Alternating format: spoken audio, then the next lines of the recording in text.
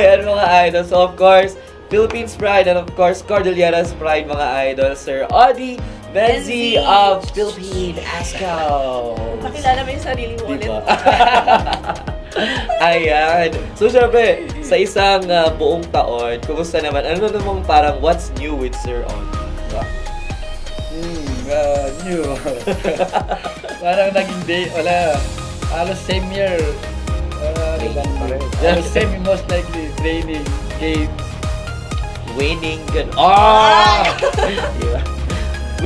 What do you, parang valid ba yung sentiments ng mga athlete, local athletes natin at local coaches natin regarding sa suporta na ibinibigay or hindi ibinibigay ng mga kinauukulang ahensya, especially ng ating gobyerno? Laking factor kasi yung support sa mga athlete eh. So, siguro, though hindi naman natin alam yung totoong issue, so most likely, if may support sana nabibigay, bigay na lang sa player kasi dyan namomotivate din yung player, yung support ng mga nasa taas or kung sino man.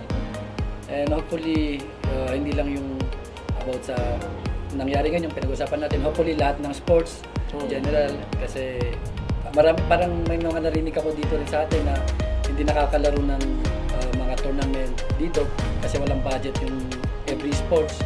So, hopefully, kung may budget man, i-diretso na lang support kaysa pinag-iisipan ba. So, kasi 2023, kumusta ba yung 2023 para sa inyo, especially with your game? One of the best years siguro for me and for sa club din namin kasi nakuha namin, first time namin nakuha yung league champion. Wow! So, magandang result yun. Parang first champion ng club namin yun sa league. And then, last December lang, December 13, nakuha naman namin yung champion ulit sa cup. And nakalaro rin kami sa yung international, which is yung AFC Champions League. So, nakapunta ng mga bansa na malalakas yung team, which is yung Korea, Japan, and China. Wow!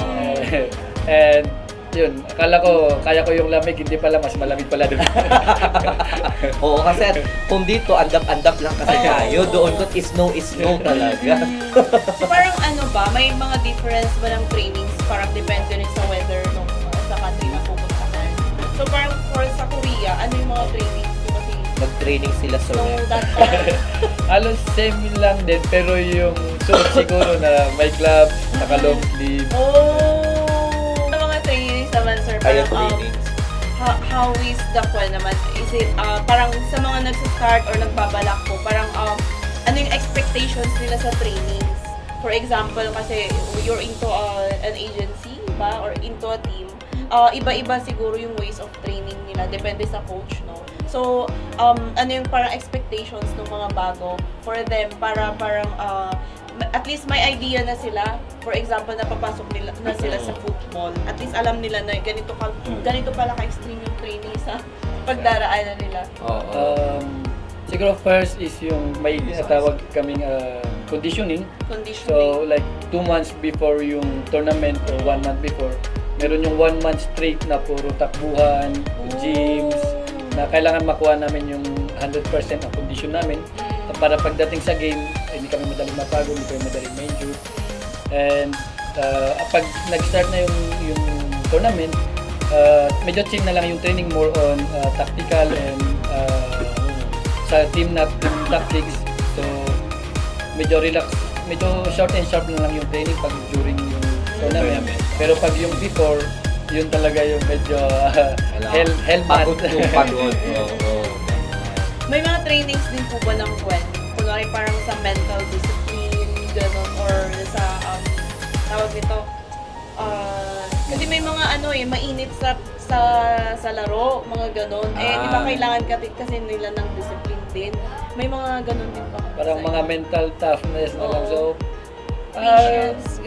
Depende lang, pero pag may nagsimulan parang yung kung team captain, kung leader, pag nakita naman lang, kalma, gano'n lang, tapos magre-relax naman lahat, as long as hindi lahat nakikisabay, medyo magkakalma naman lahat.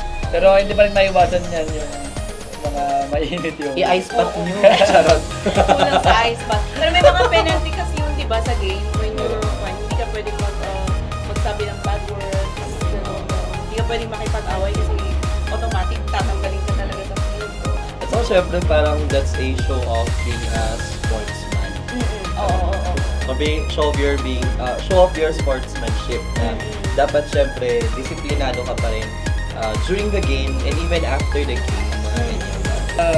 Or parang football club. Ganun ba? Parang academy, parang it's a development kasi for mga kids. Depende kung anong age. Pero shoutout sa'yo, brother Jonel, nasa Taiwan to eh. Sooner or later, gusto ko rin kasi ayoko na ako yung first and last na full-blooded Igorot na maglalaro ng Ascals.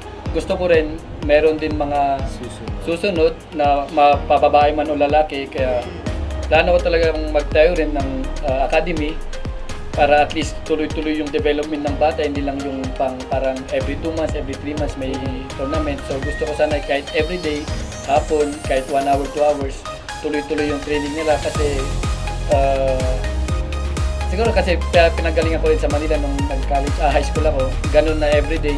Pag ganun kasi everyday, mas lalong namomotivate ka, may mga tournament sa ay, may laro ulit, may training ulit. Nag-enjoy yung mga bata and hopefully, habang tumatagal na nagkaedad na sila, hopefully sila naman sumunod na pumunta maglaro sa universities sa Manila and hopefully maging professional one day again and susunod sa akin. Kaya ayan. So, syempre, parang for the year 2024, what's in store for Kaya and of course for Team Ascals?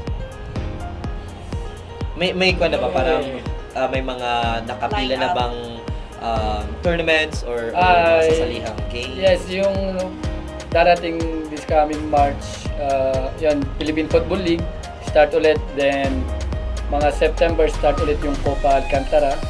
So, and hopefully, mapasama ulit tayo sa mga international games para ma-represent ulit natin yung Philippines.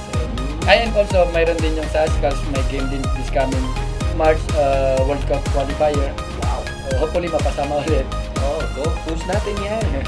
Diba? Kaya naman mga idol natin, supportahan po natin ang ating mga atleta sa mga nabanggit na kung one. So, we have here March for Team Kaya and of course, Ascals, ayan.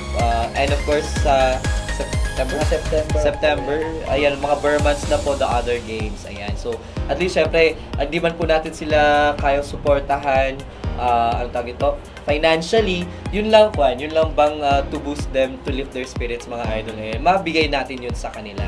So, may official pages or social media accounts ang Kaya Football Club. Ayan. So, search po natin on Facebook and IG, Kaya Football Club. Ayan. And of course, Ascals page ata yun. The Ascals. The Ascals. Ayan, mga idol natin.